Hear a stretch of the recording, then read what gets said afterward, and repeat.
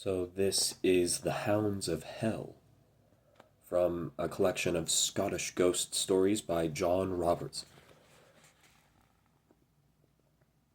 Above the town of Galashiels, on the slopes of Buckholm Hill, stand the ruins of an ancient tower. The waters of the Tweed, Ettrick, and Gala all meet within a few miles of this spot at the heart of the border country. And so do the currents of myth, legend, and history. Buckholm Tower is now decayed and crumbling, and stands near some farm buildings down a long and bumpy track. Crows make their nests in the crannies and rise angrily at any intrusion. Hens peck and chuckle at the foot of the walls, and sheep and cows graze in the fields round about. The best preserved part of the tower is the cellar, with its beautifully vaulted stone roof, where cattle shelter from the cold and wind at night. Hanging from this roof are 3 large iron hooks, which look as though they've been there for many long years. If they have, this adds a gruesome echo from the past to the following tale, which is supposed to have taken place at Buckholm more than 300 years ago. The killing fields were at their height in 1683, and the southern parts of Scotland were full of tales of signs and wonders, miracles and devilry, as the Covenanters were harried across the moors by the likes of Graham of Claverhouse and Dalziel of the Binns. One morning in June, Andrew Bruce of Earl's Hall, a soldier of the government, rode up to Buckholm with a troop of dragoons at his command. He had information that an illegal conventicle would take place that day on Landhope Moor, a bleak, inhospitable stretch of land between Gala and Allan Water, and that Prophet Pidden, the great covenanting preacher, might find himself there. The Laird of Buckholm, a man named Pringle, was known as a king's man, fierce to the point of excess in his hatred of the Covenanters.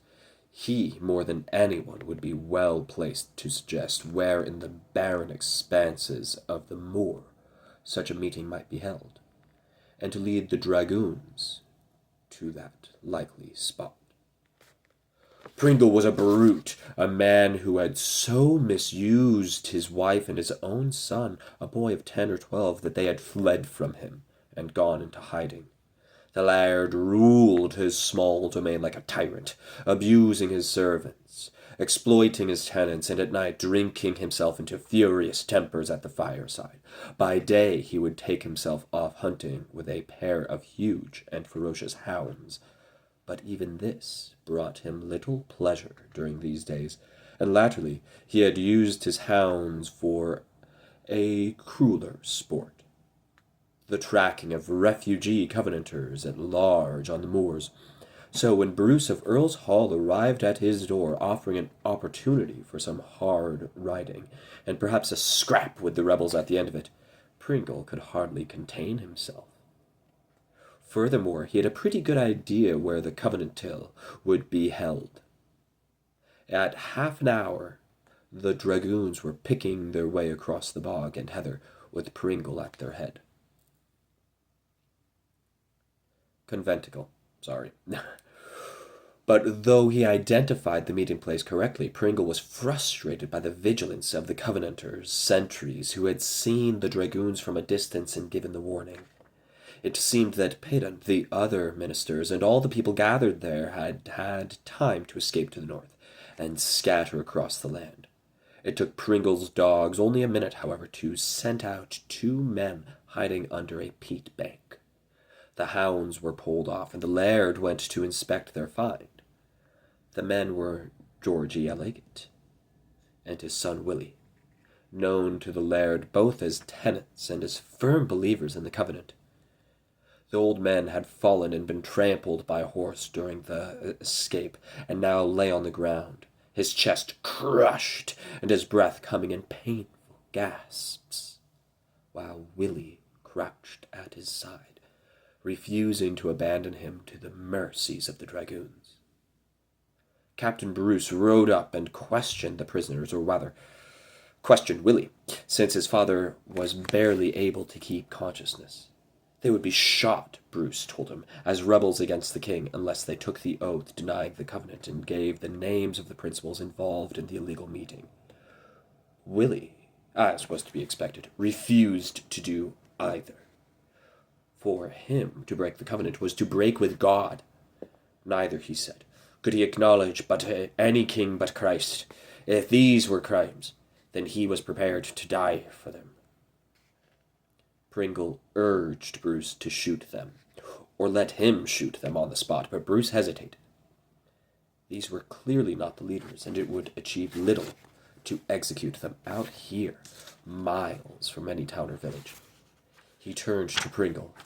They must be brought to trial if the Privy Council so desire. I must request of you, Buckham, the use of your home to keep the prisoners safe for a night or two, until I have received instructions as to what to do with them. Pringle reluctantly agreed, and the Elliots were taken back to the tower, and old Geordie carried in agony on a horse, and Willie driven on foot beside him. At Buckham they were thrown in the dungeon, a gloomy pit that had seen little use for the holding of prisoners in recent times. Indeed, it had more often been used as a larder when the laird's hunting trips brought home a deer, or for the hanging of sides of mutton or beef from great iron hooks driven into the roof. Captain Bruce and his men, having seen their captive secure, took their leave and rode off. Bruce, it seems, was happy to engage Buckham's services by day, but he had no wish to keep his boorish company at night. Pringle was now left with the two prisoners on his hands, but for a while he lost interest in his unwilling guests. He settled himself in front of the fire with his hounds, ate a big meal, and got himself inordinately drunk. But in the course of the evening, Willie Elliot began to shout that his father was dying, that he needed help, that they both needed food and water. The laird's servants had been forbidden to speak or tend to the prisoners, and so eventually it was Pringle himself who had to rouse himself to see to them. What happened next was not witnessed, but the outcome was clear enough. The drunken laird descending to the dungeon, unlocking the door and shutting it behind him, went in, and there followed what sounded to the servants like a fierce argument between Pringle and Willie, no doubt over Georgie's condition and his need of a drink of water or doctor. What he got, in all probability, was a kicking from Pringle that finished him off. This was followed by a scuffling sound and more blows, and by the outraged roars of the Laird of Buckham. "Swine should be treated like swine," he shouted, and the sound of bodies being dragged across the floor could clearly be heard. The servants cowered and retreated back to the light. They were quite certain that murder had been done once, if not twice. They did not want to know any more. When the laird finally emerged, staggering both from his exertions and from the effects of drink, his face was red and he was covered in blood. He moved back to the hall, driving all before him, but then, at the entrance to the tower, he was met by a single figure, a woman with her head covered in a shawl, who did not give way before him. Something in her manner made him stop. "I come for my men, Buckle," said the woman, addressing him by the name of his property in the familiar Scotch way. "Ye ken me. I'm Isabel, wife to Geordie Elliot, and mither to Willie, and I'm telling ye have him locked up there like beasts, so I had come to ask ye for them in God's name." "Locked up like beasts, I tell ye. Aye, you might say that. Come with me, woman, and I'll see your men, and how well I'm keeping them. Come down with me, Isabel." He led her to the dungeon door, unlocked it again, and thrust her in, following behind with a lantern. There in the dim light, suspended from the hooks in the roof by their jaws, hung the corpses of the two Elliots, just as if they were dead meat waiting to be butchered. The poor woman screamed and covered her eyes, but Buckham pushed her forward, clutching her by the arm and gloating over the sight. She broke away, and ran back up the stairs into the courtyard, and there fell sobbing to the ground. The laird, whose cruelty was made doubly perverse by a weakness of character that seems to have made him ashamed of his brutality, even as he practiced it, came after her, and stood with the lantern over her, almost as if he would try to help her to her feet. But Isabel stood unaided, and when she was face to face with him, her eyes were steady as she delivered the following curse. "The vengeance of God be upon ye for what ye have done, Buckham, like your own hands that ye set upon innocent folk at their prayers in the wilderness. Your evil deeds shall haunt ye like the hounds of hell, and pursue ye night and day, waking and sleeping. No refuge shall ye have from them in this life and for eternity." She turned and disappeared into the night. Buckham's face had drained of colour, and the pallor of his victim's appanage showed dark against his pallor. He returned to the hall and was about to throw himself into a chair when the two great hounds rose from beside the fire and stood watching him with what seemed to be a new malevolence. He started, swayed before them, then flung himself from the room and into his bedchamber. But on that and all successive nights sleep would only come fitfully to the laird of Buckham. He would wake screaming, frightened off the hounds that Isabel Elliot had set on his tracks. Sometimes he would rise and hide through the night, as if trying to shake them from his trail, return on a broken horse, his clothes torn and mud-stained in the early morning. Sometimes it seemed the hounds had got inside the tower itself, and were howling from the dungeon, a place he never dared to enter after the terrible night he strung up Geordie and Willie Elliot.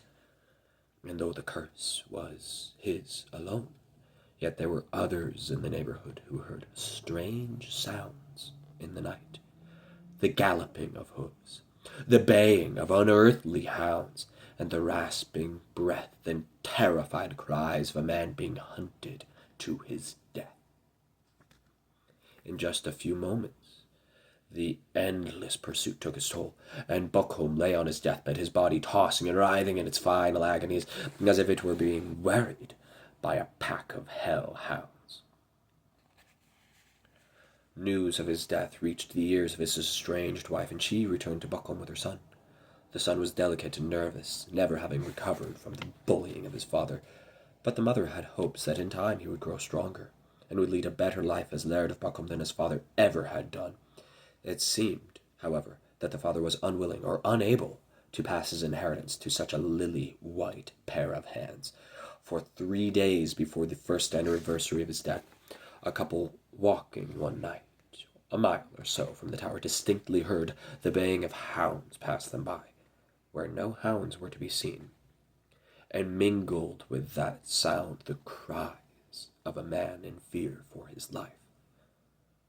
The next night, in the hall, the boy and his mother and some of the servants all heard the same noises, but this time approaching the tower itself, where the unearthly clamour stopped, and all that could be heard was frantic battering at the gate. An old servant warily approached and demanded to know who was there. Let me in! Let me in! For God's sake!" came the pleading voice of his dead master. "Quick a dead, damned or nae, I'll never deny ye entrance to your own house," said the servant. Quaking in his boots, he unbarred the gate. Nobody was there. On the third night, the anniversary of the laird's death, his lady summoned a minister from the town of Glaciers, a Mr. Anderson, who came to pray with the family all through the night in an effort to keep the ghost at bay. For some, the hours all seemed to be well, but then the horrible din of crying hounds and a screaming man set up again, and this time it came from within the tower, from the dungeon itself. Mr. Anderson seized his Bible and went alone inwards the dungeon door. Flinging it open, he stood on what sounded like the rim of hell, for the terrible noises intensified in volume. The minister held his Bible aloft and called on the spirit to desist in the name of God, and there was sudden silence. Then came the sound of heavy steps, as of feet being dragged unwillingly towards the Bible. Those servants brave enough to peer from a distance heard the footsteps halt in front of Mr. Anderson, but they saw nothing, no shape of beast or man. Then the minister committed the ghost to the mercy of God, and in a moment this tower was silent again. But whether the spirit of the Laird of Buckholm was really laid to rest that night is unclear. For years afterward, there could always be found those who would swear to have heard the hellish hunt in full cry in the woods along Gala Water.